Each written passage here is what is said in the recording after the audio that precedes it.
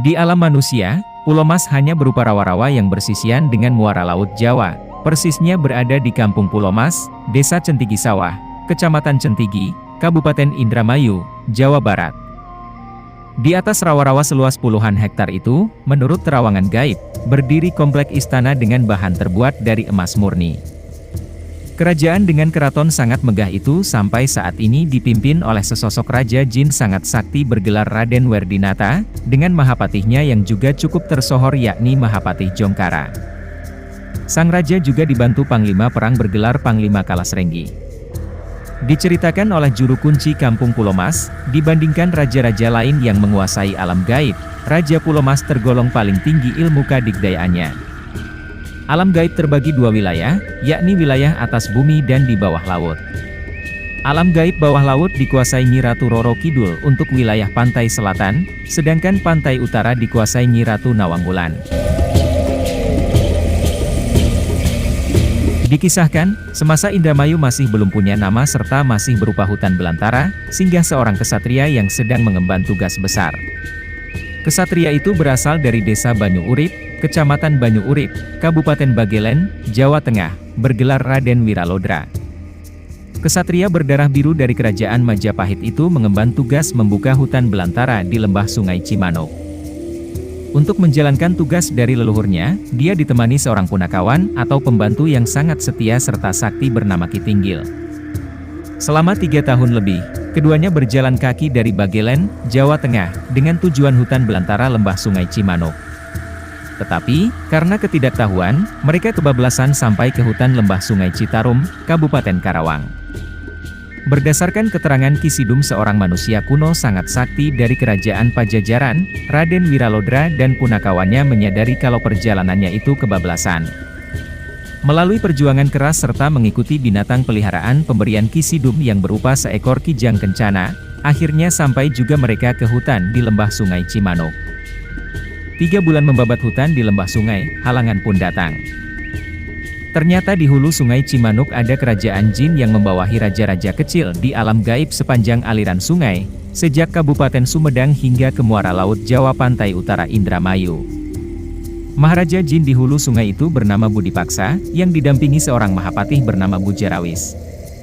Maharaja Budipaksa ini membawahi raja-raja kecil, di antaranya kerajaan Tunjungbong yang dipimpin Kalacungkring, kerajaan Pulau Mas yang dipimpin Raden Werdinata, dan kerajaan-kerajaan jin lainnya sampai tercatat sebanyak 12 kerajaan. Kehadiran Raden Wiralodra di hutan lembah Sungai Cimanuk membuat gerah bahkan menciptakan teror menakutkan di kalangan bangsa jin, dan makhluk halus lainnya yang menetap di lembah sungai. Atas laporan Telik Sandi, Mahapatih Bujarawis mengadukannya ke Maharaja Budipaksa. Mendengar pengaduan dari Mahapatihnya, Maharaja Budipaksa marah besar. Tanpa buang waktu, Maharaja Budipaksa didampingi Mahapatih Bujarawis menyatroni Raden Wiralodra yang sedang membabat hutan didampingi Ki Tinggil. Diawali perdebatan, terjadilah pertarungan secara kesatria di lembah Sungai Cimanuk. Maharaja Budipaksa berhadapan dengan Raden Wiralodra, sementara Mahapatih Bujarawis berhadapan dengan Ki Tinggil. Konon, pertarungan dua makhluk berbeda alam itu berlangsung selama 2 bulan. Karena hal ini, membuat penduduk gaib di tempat itu bubar ketakutan. Berkat kesaktian Raden Wiralodra, Maharaja Budipaksa berhasil dilumpuhkan dan dikurung di dasar muara Sungai Cimanuk.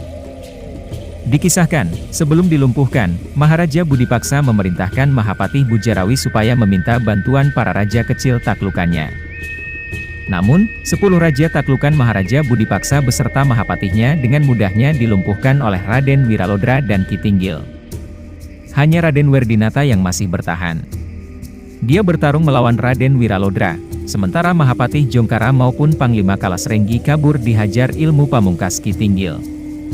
Karena punya kesaktian seimbang, pertarungan antara Raden Werdinata dengan Raden Wiralodra memakan waktu 11 bulan. Senjata andalan Raden Wiralodra berupa cakra undaksana yang telah melumpuhkan Maharaja Budipaksa, ternyata mampu diatasi Raden Werdinata dengan menggunakan pusaka berupa tameng bernama Kopiah Waring, pusaka turun-temurun kerajaan Pulau Mas. Sebelum ada yang jatuh korban, muncul Kalacungkring, penguasa gaib kerajaan Tunjungbong. Kalacungkring menyarankan pada Raden Werdinata supaya menghentikan pertarungan, dan sebaiknya menjalin persaudaraan dengan Raden Wiralodra. Selain dengan dalih Maharaja Budipaksa sudah dikurung di dasar Muara Cimanuk, alasan yang paling utama adalah karena ketakutan bila mana leluhur Raden Wiralodra tersinggung. Jika manusia-manusia kuno Majapahit setingkat Ki Sidum murka, niscaya kerajaan alam gaib di sepanjang lembah Sungai Cimanuk dibuat musnah untuk selama-lamanya. Atas saran Kalacungkring, Raden Werdinata meminta lawannya agar menyudahi pertarungan dan mengajak mengikat tali persaudaraan hingga ke anak cucu. Sebagai pengikat persaudaraan, Raden Werdinata menyerahkan putri kesayangannya bergelar Putri Inten untuk diperistri Raden Wiralodra. Setelah perdamaian itu, dengan dibantu para prajurit dan penduduk Pulau Mas, tugas mendirikan kerajaan di lembah Sungai Cimanuk lebih cepat selesai. Dan Raden Wiralodra tercatat menjadi pemimpin pertama kerajaan di lembah sungai tersebut, yang hingga kini bernama Kabupaten Indramayu. Sebagai bangsa jin yang diberi umur panjang, meski Raden Wiralodra telah wafat dan digantikan keturunannya, bahkan sampai sekarang ini, Raden Werdinata masih kokoh memimpin kerajaan Pulau Mas didampingi Mahapatih Jongkara. Sedangkan Panglima Kalasrenggi, setelah kabur dari hadapan Ki Tinggil, kini menjadi pemimpin raja kecil di Rawabolang, masuk Desa Jatisura, Kecamatan Terisi, Kabupaten Indramayu. Seiring perubahan zaman, ikatan persaudaraan antara penduduk gaib kerajaan Pulau Mas dengan penduduk Kabupaten Indramayu mulai menyimpang dari makna persaudaraan yang sejati. Penduduk kerajaan Pulau Mas siap membantu berbagai problem terkait soal ekonomi yang dialami manusia penduduk Kabupaten Indramayu, dengan kompensasi manusia bersangkutan, sesuai dengan perjanjian menjadi budak di alam gaib Pulau Mas hingga hari kiamat. Seiring banyaknya manusia yang terjerumus ke dalam perjanjian jiwa, lambat laun Pulau Mas dikenal sebagai tempat pesugihan.